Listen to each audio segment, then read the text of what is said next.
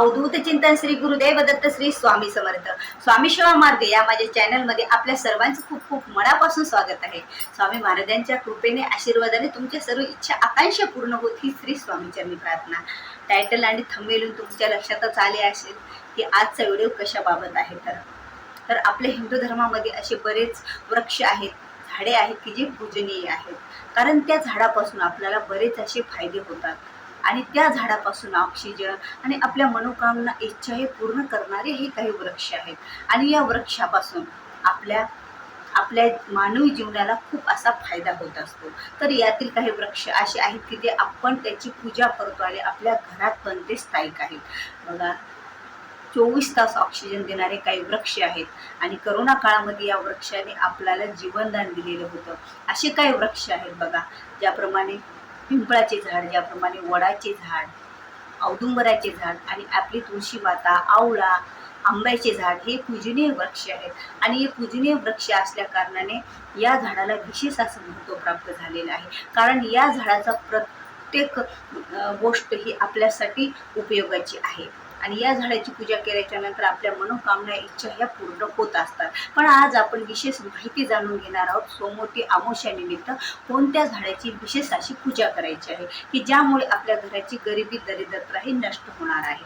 कारण गरिबी आणि दरिद्रता ज्या वेळेला नष्ट होते त्यावेळेला आपल्या बऱ्याच अशा आयुष्यातल्या समस्या सुटलेल्या असतात आणि आयुष्य हे आपले सुरळीतपणे चाललेले असतं।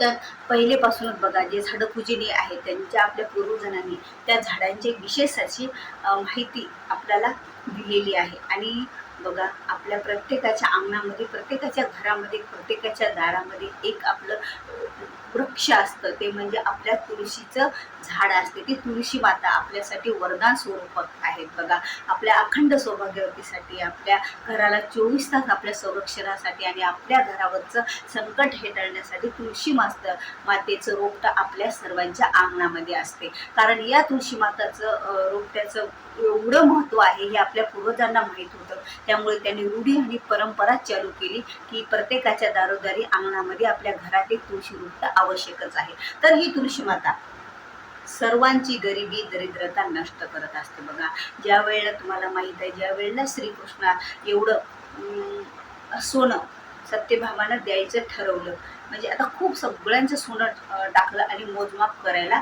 सुरुवात केली। एका पारड्यामध्ये कोणाला बसवलं? श्रीकृष्ण देवांना बसवलं आणि एका पारड्यामध्ये घरात जेवढं होतं तेवढं कुबेराजवळचं घर सुद्धा त्याच्यात आणून भरलं, पण ते तिथे कृष्णाचं पारडंच उंच राहू लागलं, ते काही पूर्ण होईच न गेलं। सोन्यांचं पारडं, नाण्यांचं, धनधान्याचं पारडं। मग काय केलेलं आहे माहीत आहे का? मग एक रुक्मिणी मातेने एक तुळशीपत्र आणलं आणि ती तुळशीपत्र त्या एका पारड्यात टाकलं आणि ते पारड्यात टाकल्याबरोबर तुळशीपत्र बरोबर श्रीकृष्णाच्या पारड्यापेक्षा ते पारडं जड झालं। एवढं महत्त्व आहे, कारण एक तुळशीच्या पानामध्ये एवढं महत्त्व आहे की एवढ्या बाकींच्या सोन्यांना ती मागं पाडू शकते एक तुळशीचं पान। तर पूर्ण तुळशीची पूजा केल्याच्या नंतर आपल्या जीवनाचं किती सोनं होत असेल बरं। आणि श्रीकृष्णाला, विष्णूला आवडणारं हे तुळशीचं रोपटं, याची पूजा केल्याच्या नंतर श्रीकृष्णाचे विशेष आशीर्वाद हे आपल्याला प्राप्त होत असतात। यामुळेच तर या तुळशीच्या झाडाची पूजा आपल्या अखंड सौभाग्यवतीसाठी, आपल्या घरातील दरिद्री आणि गरिबी नष्ट होण्यासाठी आपण करत असतो। पण विशेष सोमवती अमावस्येच्या दिवशी आपल्याला याची अशा पद्धतीने पूजा करायची आहे की जेणेकरून आपल्या घरातील कायमची गरिबी आणि दरिद्रता ही नष्ट होत असते। हा अगदी सोपा उपाय आहे, काहीही अवघड नाही, याला काहीही कोणताही 1 रुपयाचा सुद्धा असा खर्च लागणार नाही। तर आपल्याला काय करायचं आहे, आपल्या जे घरामध्ये आहे समजा तुळशीचं रोपटं अशा ठिकाणी असायला पाहिजे की ज्या ठिकाणी आपण त्याला प्रदक्षिणा मारायचे आहेत आपल्याला, तर त्या ठिकाणी ते असायला पाहिजे। जर एखाद्याचं बघा कसं असतं, तुळशीचं रोपटं कुठेतरी एका साईडला ठेवलेलं असतं, भिंतीला खेटून असतं आणि तो उचलता पण येत नसतं, तर मग आपण त्याला कशा बरं प्रदक्षिणा मारणार? मग तुमच्याकडं जर आणखी एखाद्या कुंडीत तुळशीचं रोपटं असेल, तुळशीचं झाड असेल, तर आपण त्याला पण प्रदक्षिणा मारू शकतो, त्या तुळशीची पूजा करून। काहीच नाही, आपण ज्याप्रमाणे तुळशीला पाणी घालून त्या तुळशीची पूजा करतो त्याप्रमाणेच आपल्याला सोमवती अमावस्येच्या दिवशी तुळशी मातेची पूजा करायची आणि तुळशी मातेला नमस्कार करायचा, विनंती करायची की कायमस्वरूप माझ्या घरातलं गरिबी आणि दरिद्रता ही मुळापासून नष्ट होऊ द्या। मी खूप परेशान आहे आणि माझं दुःख जाणणारे तर तुम्हीच आहेत।